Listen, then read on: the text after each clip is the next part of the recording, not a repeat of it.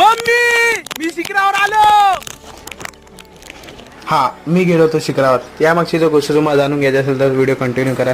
मी आणि माझा मित्र सर्वेश त्याने मला विचारलं होतं आपण जाऊ त्याला मित्रांसोबत शिखरावर. तर मी पण बोललो चल जाऊ. मग काय घेतली बॅग आणि सकाळ सकाळी निघालो. श्रीकांत, हर्षल आणि तो.